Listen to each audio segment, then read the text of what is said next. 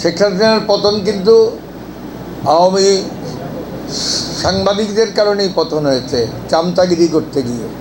আপনারা দেখেছেন তার সংবাদ সম্মেলনগুলোতে কীভাবে এক একজন কীভাবে নঈম নিজাম, তো আপনার যে মুন্নিশা, প্রভাস আমিন থেকে শুরু করে কীভাবে তোষামদি করত, এবং তোষামদির পর্যায়ে যা হয় ইতিহাসের পরিণতি তাই হয়েছে। আপনারা ইন্ডিপেন্ডেন্ট টেলিভিশন, আমরা তখন তো আমরা খুব নাজুক অবস্থার মধ্যে ছিলাম, যদিও আমরা রাজপথে ছিলাম, কিন্তু নাজুক পরিস্থিতির মধ্যে ছিলাম। এনএসআই, ডিজিএফআই বিভিন্নভাবে আমাদেরকে ডাকা হতো। একটি কাহিনী বলি, একদিন আমাকে ডিজিএফআই থেকে ডাকা হয়েছিল। আমি বলছি আমি তো যাবো না ডিজিএফআইতে। আমি তো আমার আন্দোলন করছি, আমি তো সরকারের রাষ্ট্রদ্রোহিতা করছি না, আমি তো সরকারের বিরুদ্ধে আমার কথা বলার অধিকার আছে, গণতান্ত্রিক অধিকারকে আমি আমার প্রকাশ করছি। আমি বলছি না, আপনি আসেন চিটং ক্লাবে আসেন, আপনি যে কোনো হোটেলে আসেন, আমি আপনাকে লাঞ্চ করাবো, ডিনার করাবো, কিন্তু আমি ডিজিএফআই যাবো না, আমি যাইনি।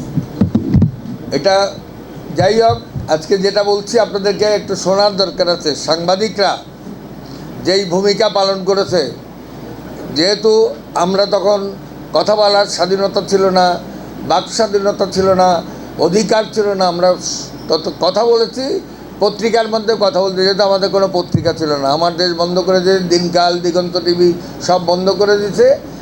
আমরা আমাদের রাজপথের মাধ্যমে, ফেসবুকের মাধ্যমে যতটুকু চেষ্টা করেছি করার জন্য। কিন্তু আমাদের যারা আমি প্রথম চট্টগ্রাম থেকে বলি, আপনাদের জানা দরকার আছে জুলাই যোদ্ধাদের। আমি 4ই আগস্ট নিউ মার্কেটের মধ্যে বন্দী হয়ে গেছিলাম যখন গোলাগুলি হচ্ছিল। 3রা আগস্ট শুক্রবার জুমার নামাজ পড়তে গিয়ে পড়তে পারিনি, সেখানে বন্দি পুলিশের সামনে ব্যারিকেড দেওয়া হয়েছিল, আমি যেতে পারিনি, নামাজও পড়তে পারিনি, কিন্তু বিদ্রোহ করেছি সেদিন। এবং 5ই আগস্ট সকালবেলা থেকে আমরা রাজপথে ছিলাম, বিদ্রোহ করেছিলাম, শেখ হাসিনার পলায়ন থেকে শুরু করে সব কিছু দিলাম। 5ই আগস্ট আপনার মহাবিপ্লবের মধ্য দিয়ে চট্টগ্রাম প্রেস ক্লাবে সবাই হাজির হয়েছিল জনতা আগুন লাগিয়ে দেওয়ার জন্য। আমরা 5ই আগস্টের প্রেস ক্লাবকে আগুন লাগাতে দিই নেই, কিন্তু 4ই আগস্ট আপনারা জানেন প্রেস ক্লাবের সামনে আপনারা যুদ্ধ করেছেন 1602 নম্বর গেটে, নিউ মার্কেটে, তাদের বিরুদ্ধে আমাদের সাংবাদিক কীভাবে বক্তব্য রেখেছে আপনাদের সবাই জানা আছে। যে 1602 নম্বরের গেটের যারা আপনারা যুদ্ধ করেছেন তাদের বিরুদ্ধে কীভাবে আমাদের সাংবাদিকরা লেখনী ধারণ করেছিল, এবং তারা প্রেস ক্লাবে বসে সাংবাদিকদের বিরুদ্ধে, আপনাদের বিরুদ্ধে, জুলাই আন্দোলনের বিরুদ্ধে, বিএনপির বিরুদ্ধে, আমাদের বিরুদ্ধে, সবার বিরুদ্ধে তারা ছিল সোচ্চার।